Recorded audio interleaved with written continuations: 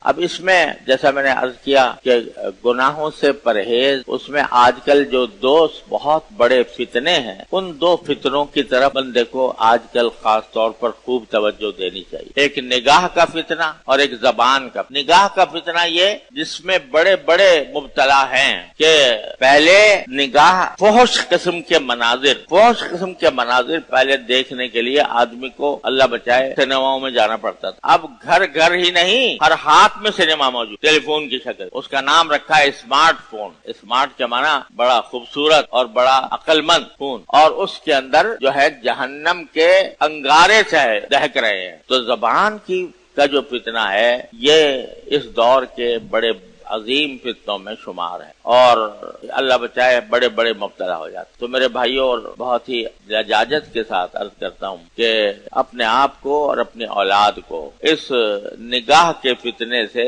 بچائیں، کیونکہ نگاہ کے بارے میں کہا گیا ہے کہ یہ ابلیس کا ایک تیر ہے، شیطان کا ایک تیر ہے، اور اس کے غلط استعمال کے نتیجے میں بندہ اللہ تعالیٰ سے دور ہوتا چلا جاتا ہے۔ جتنا غلط استعمال کرے گا اتنا ہی دور ہو۔ تو اللہ تعالیٰ تو کہہ رہے ہیں میں تمہارے قریب ہوں اور ہم دور جا رہے ہیں گناہ کے کام کر کر۔ ایک تو اس کا نگاہوں کی حفاظت، اللہ تعالیٰ اپنی رحمت سے ہمیں اس کی توفیق عطا۔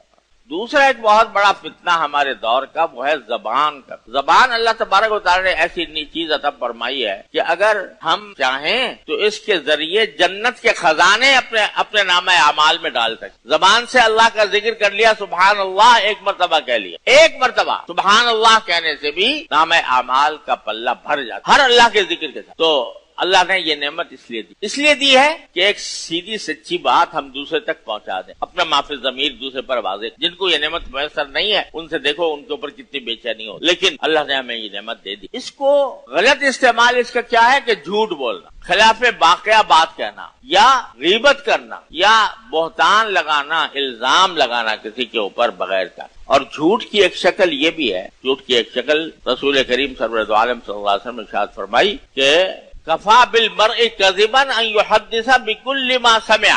انسان کے جھوٹ کے لیے یہ بات کافی ہے کہ وہ جو بات بھی اس کے کان میں پڑ جائے اس کو آگے چلتا کر دے بغیر تحقیق کیے۔ یہ بھی جھوٹ، یہ بھی گناہ ہے۔ افواہیں پھیلائی جاتی ہیں، ان افواہوں کو بغیر تحقیق کے آگے بڑھا دینا یہ بھی گناہ ہے، گناہ عظیم ہے۔ اللہ تعالیٰ ہماری بات